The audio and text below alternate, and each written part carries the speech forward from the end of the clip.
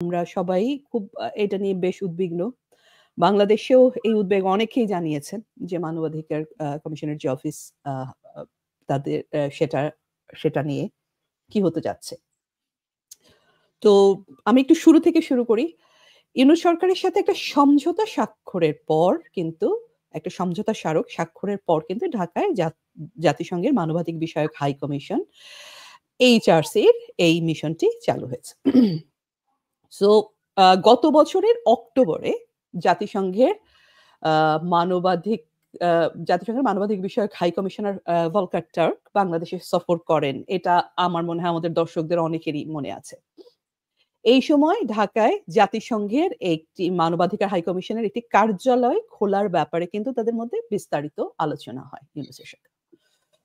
তো এই সরকারের এই সিদ্ধান্ত নিয়ে এই যে মানবাধিকার কমিশনের অফিসটা খোলা নিয়ে কিন্তু অনেকেই আপত্তি জানিয়ে আসছেন। তো আমরা এই আপত্তির মধ্যে আসলে সব ধরনের মানুষেরই একটা কিন্তু আম সমাগম দেখছি। তো যেরকম এখানে ইসলামিক দলগুলো আপত্তি জানিয়েছে, সেরকম অন্যান্য বেশ কিছু রাজনৈতিক দল আপত্তি জানিয়েছে। যারা মানবাধিকারের বিষয়গুলো নিয়ে কাজ করে তাদের মধ্যে অনেকেই উদ্বেগ প্রকাশ করেছে। আ আ আর আ মানে সর্বস্তরের মানুষদের মধ্যে আমরা এই উদ্বেগটা দেখেছি। এখন যখন এই সব বিতর্ক তৈরি হলো তখন ইউনূস সরকার স্টেপ বাই স্টেপ কিভাবে আগালো সেটা খুব ইন্টারেস্টিং। তারা কি করল? যেটা তারা সবসময় করে। যখনই কোনো একটা বিষয় নিয়ে বিতর্কের সৃষ্টি হয় তাদের কোনো একটা কার্যক্রম যেটা তাদের পরিকল্পনা তারা সেটা করে একটা utmost secrecy বা গোপনীয়তা এবং কারোর সাথে আলাপ না করে কিন্তু তারা করে। এবং যখন এটা একটু জানাজানি হয়, যখন প্রচন্ড সেটা নিয়ে বিতর্ক তৈরি হয়, তখন তারা যেটা করে নানান ধরনের ভোগিচুগি দেওয়া শুরু করে। যে না এটা হবে না বা হলেও আমরা ঠিক আছে দেখা যাবে। আ এইরকম ধরনের কথাবার্তা। তো যেমন আমি একটু উদাহরণ দেই। জুলাইয়ের ৩ তারিখে পররাষ্ট্র উপদেষ্টাকে সাংবাদিকরা প্রশ্ন করেছিলেন যে, "নেপাল থেকে তো জাতিসংঘের এই কার্যালয় বন্ধ করে দেওয়া হয়েছিল। তাহলে বাংলাদেশে আমরা এটা কেন খুলছি?" এটার জবাবে পররাষ্ট্র উপদেষ্টা বলছেন, "নেপালে একটি নির্দিষ্ট সময় পর্যন্ত এরা ছিল। তারপর কিন্তু এরা চলে গেছে। আমাদের এখানেও সময় নির্দিষ্ট করে দেওয়া রয়েছে। পরবর্তী পর্যায়ে সরকার যদি মনে করে এই কার্যালয় কার্যকর হচ্ছে এবং আরো থাকা উচিত তাহলে কার্যালয় থাকবে, না হলে থাকবে না।" আচ্ছা। ২৪শে জুলাই পররাষ্ট্র মন্ত্রণালয়ে একটা সাংবাদিকদের প্রশ্নের জবাবে পররাষ্ট্র উপদেষ্টা মোহাম্মদ তৌহিদ হোসেন বলেন, "বাংলাদেশের স্বার্থে এরা ঢাকায় এসেছে। আ প্রয়োজনে ৬ মাসের নোটিসে সরকার এই কার্যালয় প্রত্যাহার করতে পারবে। তবে এমন পরিস্থিতির সৃষ্টি হবে না বলে তিনি মনে করেন।" আচ্ছা। এরপরে আমরা দেখলাম যে একটা খুবই মানে এক ধরনের সিক্রেসির মধ্যে আ ১০ই জুলাই একটা এই এই জাতিসংঘের কার্যালয় স্থাপনের একটা চূড়ান্ত অনুমোদন দেয় সরকার। এবং প্রধান উপদেষ্টার প্রেস উইং থেকে বলা হয়েছে একটি মিশন খোলার জন্য জাতিসংঘের মানবাধিক বিষয়ক হাই কমিশনের অফিস এবং বাংলাদেশ সরকার ৩ বছর মেয়াদী একটি সমঝোতা স্মারক সই করেছে। ঠিক আছে? এর বাইরে আমরা কিন্তু এই স্মারকটা কেউ দেখি নাই। কিসের বেসিসে এই আন্ডারস্ট্যান্ডিং কি তাদের এদের ঠিক কাজের পরিধিটা কতটুকু হবে? আ ও তাদের ঠিক কতটুকু ক্ষমতা দেওয়া হবে কিচ্ছু কিন্তু আমরা জানি না। ঠিক আছে? আচ্ছা। তো ১ম এ আমরা একটু দেখি যে জাতিসংঘের মানবাধিকার হাই কমিশনের কাজটা আসলে কি? জাতিসংঘের মানবাধিকার হাই কমিশন এমন একটি সংস্থা যার মূল কাজ হলো বিশ্বব্যাপী মানবাধিকার রক্ষা এই সংক্রান্ত প্রচার ও বাস্তবায়নে সহায়তা করা। এখন এই দপ্তরটা বিশ্বের বিভিন্ন দেশের মানবাধিকার পরিস্থিতির তথ্যগুলো সংগ্রহ করে এবং সেটার বেসিসে রিপোর্ট তৈরি করে। বিশেষ করে আমরা জানি যে টর্চার, তারপরে হচ্ছে ডিসক্রিমিনেশন, বৈষম্য, মত প্রকাশের স্বাধীনতা, নারী অধিকার, শিশু অধিকার লঙ্ঘন এই বিষয়গুলো তাদের ইউজুয়ালি মেইন ফোকাস বলে মনে করা হয়। কাজের মেইন ফোকাস বলে মনে করা হয়। এখন দর্শক মনে রাখবেন যে মানবাধিকার হাই কমিশনের রিপোর্ট বা সুপারিশ কিন্তু কোনো দেশের জন্য বাধ্যতামূলক নয়। কিন্তু অনেক সময় এদের এইসব রিপোর্ট গুলো জাতিসংঘ এবং পশ্চিমা দেশগুলোর পলিসি মেকিং এ একটা ভূমিকা রাখে। এবং সেই সাথে যেই দেশের সরকারের যে দেশের অবস্থা নিয়ে রিপোর্ট করছে সেই দেশের সরকারের উপর একটা চাপ সৃষ্টিতেও কিন্তু ভূমিকা রাখে। যেমন কোনো একটা দেশের সেনাবাহিনী শান্তিরক্ষা মিশনে অংশ নিতে পারবে কি পারবে না সেটা কিন্তু সেটা সেটাতে কিন্তু এই রিপোর্ট গুলো একটা ভূমিকা রাখে বা রাখতে পারে। এখন আরেকটা যেটা ইম্পোর্টেন্ট জিনিস এইসব রিপোর্টের উপর কিন্তু অনেক সময় উন্নত দেশগুলোর, পশ্চিমা দেশগুলোর সাথে অন্য দেশের সম্পর্ক, বিনিয়োগ এবং অনুদানও কিন্তু নির্ভর করে। এখন যেকোনো একটি দেশের যদি আ মানবাধিকার রিপোর্ট খুব খারাপ হয়, তাহলে সেই দেশে আদৌ বিনিয়োগ করা হবে কিনা, কোন খাতে বিনিয়োগ করা হবে সেগুলো বা অনুদান দেওয়া হবে কিনা, এই জিনিসগুলো কিন্তু আসলে এফেক্টেড হয়। আচ্ছা।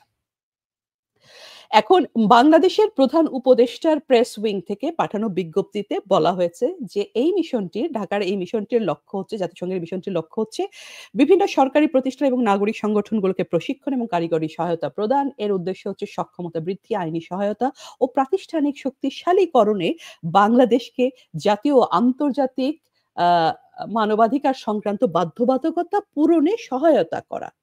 আ আ এই মিশন মানবাধিকারের যেকোনো গুরুতর লঙ্ঘনের প্রতিরোধ ও প্রতিকার, বিগত সরকারের মানবাধিকার লঙ্ঘনের জন্য জবাবদিহিতা নিশ্চিত করার উপর মনোনিবেশ করবে। আচ্ছা। এখন একটা খুব সাধারণ প্রশ্ন আসলে দর্শক, সেটা আপনাদের মনে এসেছে কিনা? আমাদের ডক্টর মোহাম্মদ ইউনূস তো কোনো সাধারণ মানুষ নন। উনি তো শান্তিতে নোবেল প্রাইজ পেয়েছেন। তিনি না কত রকম সংস্কার করছেন গত ১১ মাস ধরে। তিনি না বাংলাদেশকে একটা স্বর্গরাজ্য বানিয়ে ফেলবেন, এরকমই তো আমরা শুনছি। তাহলে আমাদের দেশে মানবাধিকার রক্ষায় জাতিসংঘের অফিস কেন লাগবে? বাংলাদেশে কিন্তু একটা জাতীয় মানবাধিকার কমিশন আছে। আপনারা সবাই সেটা জানেন। আ সেটার কি হলো? এই গত ১১ মাসে সেটাকে সচল করার কোনো উদ্যোগ কি আপনাদের চোখে পড়েছে? আম এত সব সংস্কারের ভিড়ে সেটা না করে দেশের মানবাধিকার কমিশনকে অচল রেখে দেশের এই সংক্রান্ত মানবাধিকার পরিস্থিতির কোন রকমের সং সং যে সংস্থাগুলো কাজ করার কথা সেগুলোকে সংস্কার না করে জাতিসংঘে মানবাধিকার বিষয়ক অফিস খোলার বাংলাদেশে ইউনূসের এত উৎসাহ কেন? মানে তিনি কি প্রকারান্তরে স্বীকার করে নিচ্ছেন যে মানবাধিকার রক্ষায় আসলে তার সরকার পুরোপুরি ব্যর্থ? এবং আসলে কি উনি বন্দরের মতো চট্টগ্রাম বন্দরের মতো আইন শৃঙ্খলা এবং নাগরিকদের অধিকার রক্ষার বিষয়টাও আসলে বিদেশীদের হাতে লিজ দিয়ে দিতে চাচ্ছেন? বিনিময়ে ইউনূস কি পাবেন? কয়েক কিস্তিতে ক্ষমতায় থাকা। এই তো? এইটাই তো, এটাই তো প্ল্যান। আচ্ছা। তো আরেকটা জিনিস দর্শক, সেটা হচ্ছে জাতিসংঘের এই প্রতিষ্ঠানটির নিরপেক্ষতা নিয়ে কিন্তু অনেক প্রশ্ন এর আগে বিভিন্ন দেশ বিভিন্ন সময় করেছে।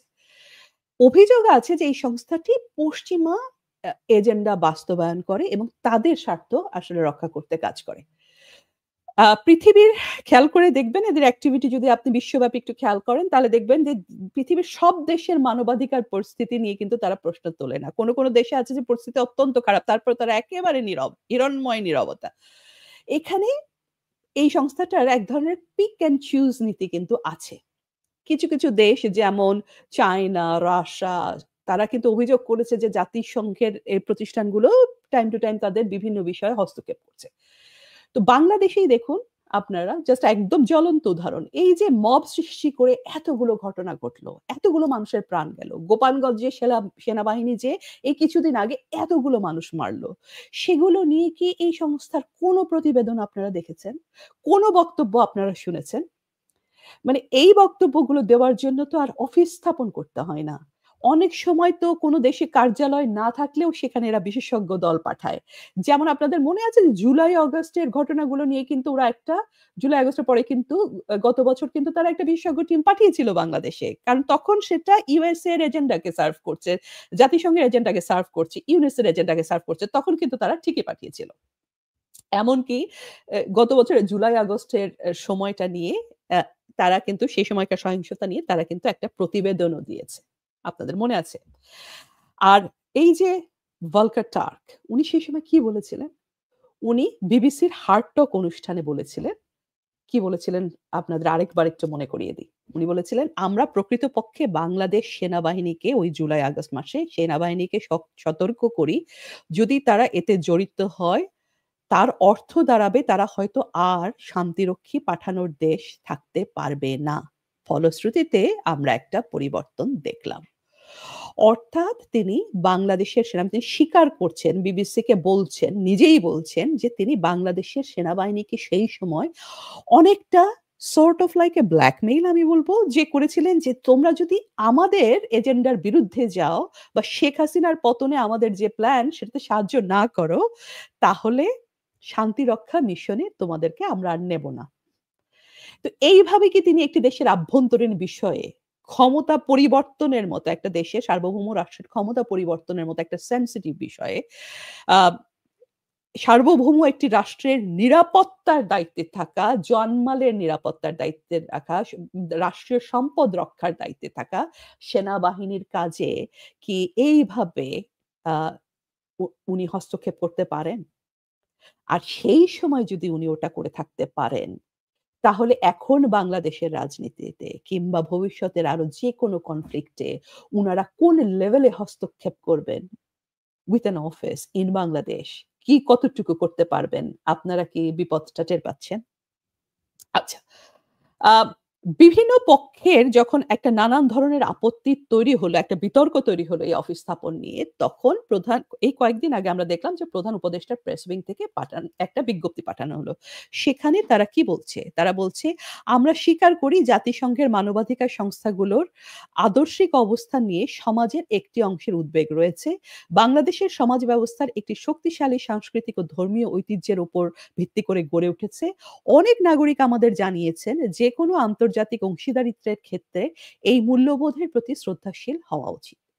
এই প্রেক্ষিতে ও OHR এর মিশন আ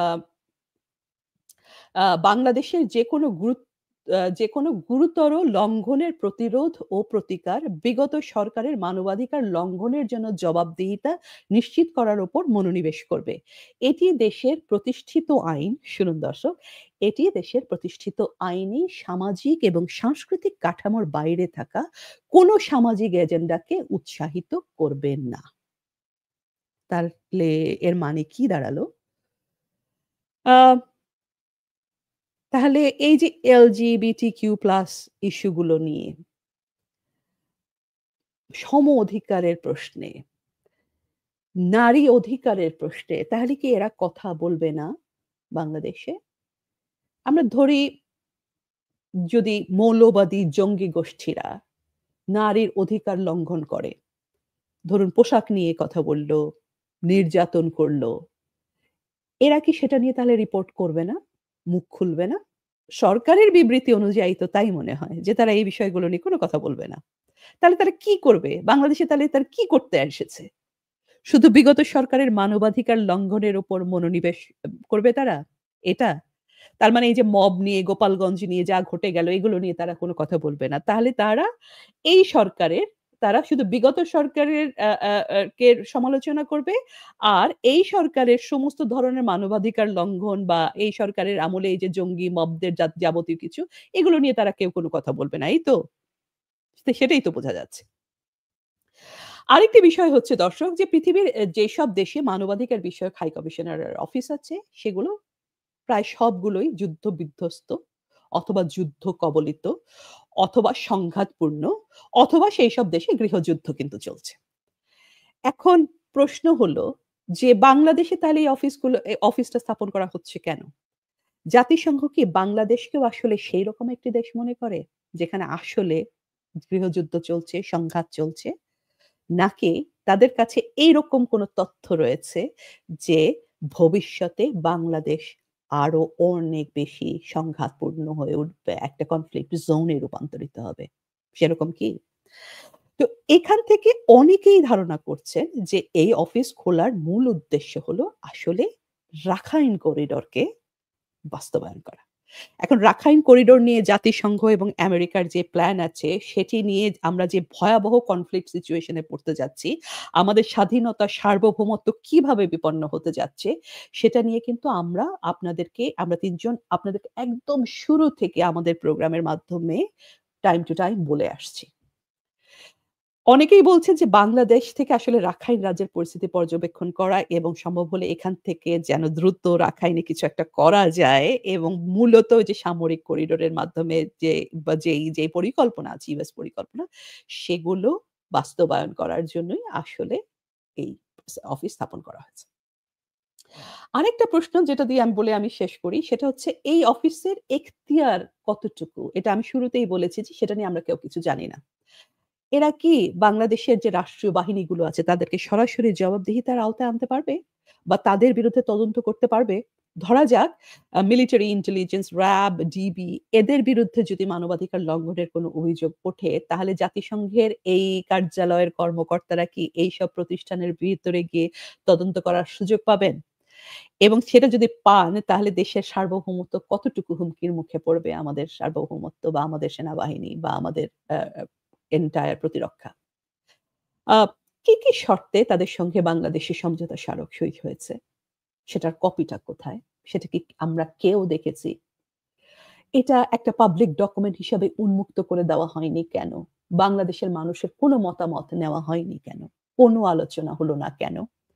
আমরা ভয়াবহ কিছু তথ্য পাচ্ছি যেগুলো যদি সত্য হয়ে থাকে এই সমঝোতা স্মারকের তাহলে দেখা যাচ্ছে যে এদেরকে খুব এক্সটেনসিভ লেভেলে এই কার্যালয়ের কর্মকর্তাদেরকে এক ধরনের দায় মুক্তি দেওয়ার কথা শোনা যাচ্ছে। কেন? এবং সেই দায় মুক্তির পরিধিটুকু কতটুকু? আমরা কিন্তু কেউ জানি না। এইরকম একটা বিষয় সিদ্ধান্ত নেওয়ার আগে এই অনির্বাচিত, এই অবৈধ দখলদার সরকার কি কারোর সাথে কোনো আলোচনা করেছে? কেন করেনি বলে আপনাদের মনে হয়? কোন সৎ উদ্দেশ্য থাকলে if they had nothing to hide তারা তো এটা সবার সামনে প্রকাশ করে দেওয়ার কথা। করেনি কেন?